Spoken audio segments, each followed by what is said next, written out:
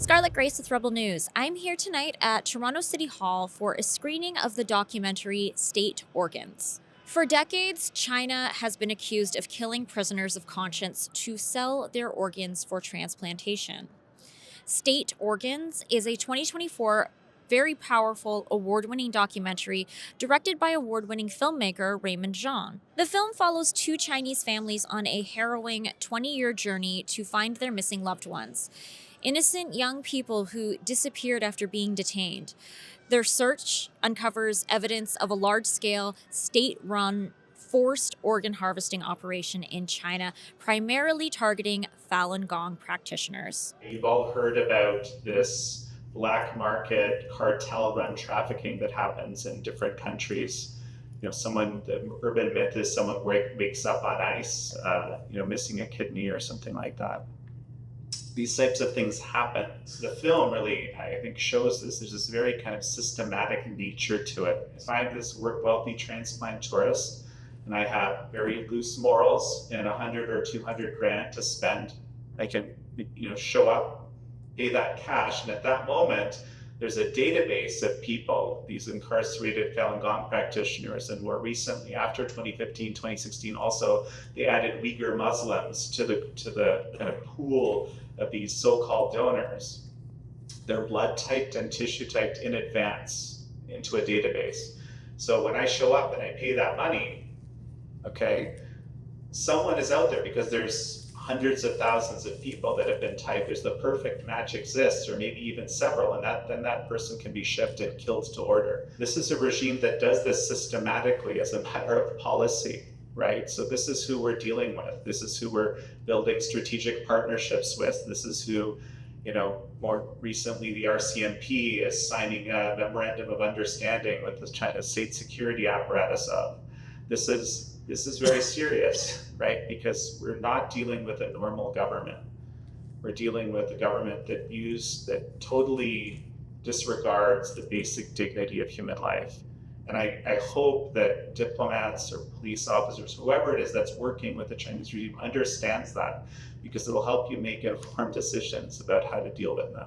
Falun Gong is a spiritual practice founded in China that combines meditation and moral teachings centered on truthfulness, compassion, and tolerance, and has been heavily persecuted by the Chinese Communist Party since 1999. The documentary State Organs explores how the rapid growth of Falun Gong in the 1990s sparked persecution from Chinese Communist Party leader Jiang Zemin, leading to a brutal campaign involving disappearance, imprisonment, and live organ extraction to supply the transplant tourism industry. The documentary combines personal stories, witness testimonies, including from a military doctor, and broader evidence of ongoing crimes against humanity. I think the bottom line is, right, it's this complete and abject disregard for the basic human dignity, basic value of any individual human life, right? So as you saw in the film, to get this kind of atrocity to happen, there's a key component of that is the dehumanization campaign. We're showing what's happening here. Okay, this is not, the majority of Chinese people are not like, yes, forced organ harvesting, this is what we want. Of course not, right? This is people who have been conditioned, people that are in kind of the super elite class, or have been kind of co-opted in some cases forcibly into doing this, and then become complicit in the process. So I think that would actually be the most useful thing we could do, is help break that information blockade and help the Chinese people decide for themselves how much they like kill to order forced organ harvesting as state policy. What makes a system totalitarian, not merely authoritarian? It's this obsession with total control, right? And so it's civil society. This is something that I didn't even think much about until the last 10 years or so, okay? But civil society is people getting together around issues that of shared interest and doing something, right? Building an institution to fix a problem and so forth, right? And these are, the point here is that these things are self-directed. People find a problem, they get together, and they work on solving it. It's a wonderful way that functions in democratic systems, right?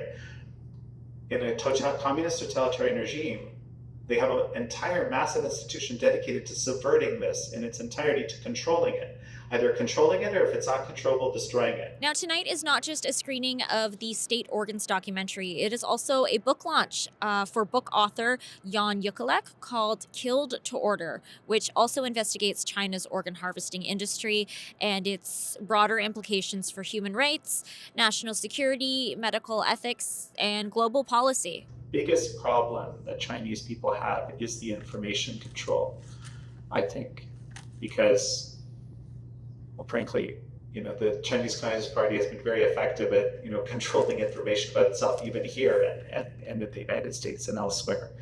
But it's like, on the one hand, when the propaganda is really dialed up, right? That's the one side. And then when there's censorship against specific issues, whether it's what happened in 1989 in Tiananmen Square or forced organ harvesting or whatever, the combination of those things makes the issues kind of disappear. Jan Yukalek is a Canadian journalist, New York Times bestselling author, award-winning filmmaker, and host of American Thought Leader, which is a widely followed long-form interview program.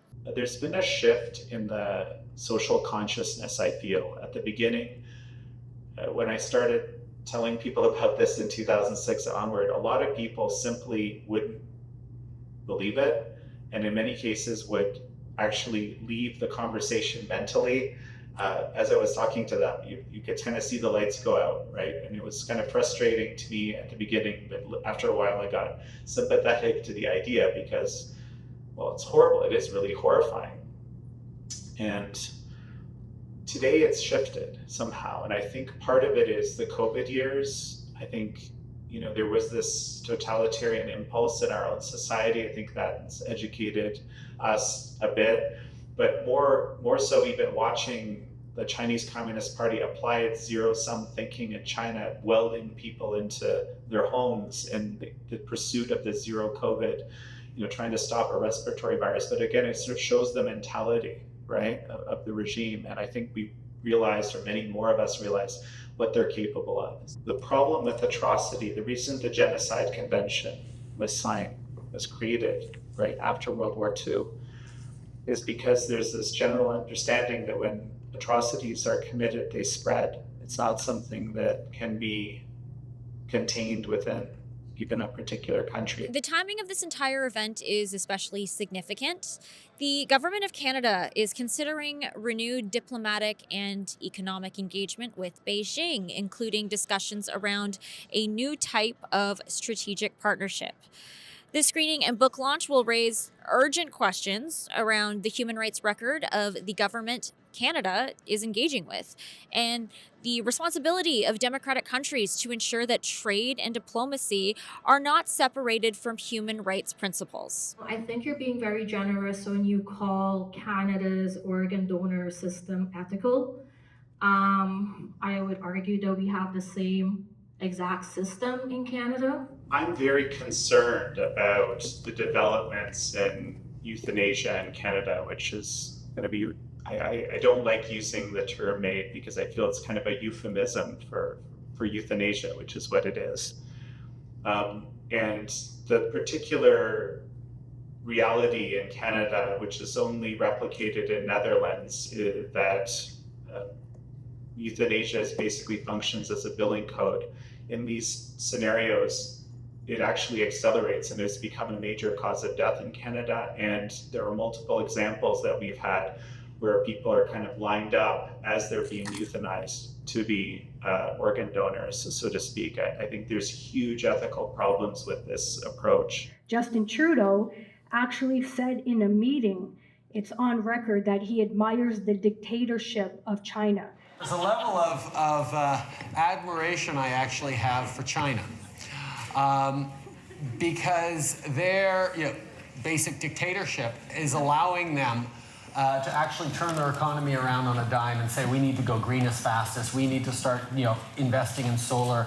I mean, there is a flexibility that I know Stephen Harper must dream about, of having a dictatorship that he could do everything he wanted, that I find quite interesting. So unfortunately, there is a huge connection between our government and the CCP? There's a few things on this MOU that was signed between Canada and China. Actually, if you go on China's site, there is some listings of it. But the major issue is this exchange of police intelligence between the RCMP and, of course, the Chinese, the CCP police. It's really shocking that, you know, the state security of a totalitarian regime would have a memorandum of understanding, right, with a police force or security agency in a democratic country. It's shocking. Like, you know, would you have a memorandum of understanding with the KGB? You may be familiar with bomb threats that canceled 6 Toronto Shenyun performances, a stage production celebrating life before communism in China and brilliantly displaying ancient Chinese customs and history.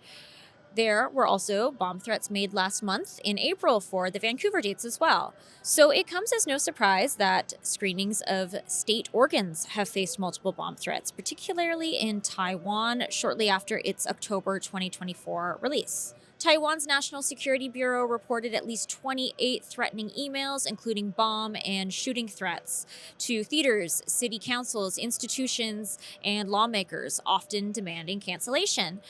Some screenings were halted or canceled by distributors due to the intimidation, though police enhanced security and no threats were carried out. Similar incidents have occurred elsewhere, such as a November 2025 bomb threat via Eventbrite against a community screening at a church in Campbelltown, Australia, referencing Falun Gong and demanding cancellation. Both state organs, screenings, and Shenyun performances have faced repeated hoax bomb threats widely attributed to Chinese Communist Party linked efforts to silence Falun Gong related works, and of course, anything that paints them in a negative light. Seeing as Canada is considering renewed engagement and a possible strategic partnership with Beijing, do you believe Canadian political and business leaders fully understand the allegations surrounding forced organ harvesting in China, or has economic interest overshadowed the moral urgency? I don't. Let me answer it in a few parts. Number one is no. Part of the purpose of Kill to Order, the book, is to help, you know, the true nature of the adversary, so to speak. When I say the adversary, the Communist Party of China views countries like Canada, like the United States, as its adversary. It doesn't believe in cooperation. It doesn't believe in win-win. It's a very zero-sum way of thinking. And so, no, I don't think we understand at all. Again, there's policies in the United States that the Canadians or the Canadian government doesn't like right now, and that's perfectly fair, right? But to rush to a totalitarian regime which seeks to subvert you and at best make you a vassal state, at worst, severely, let's say, restrict your ability to function as a free society. That's to be crazy. We shouldn't do that. So it's very clear to me that people don't understand.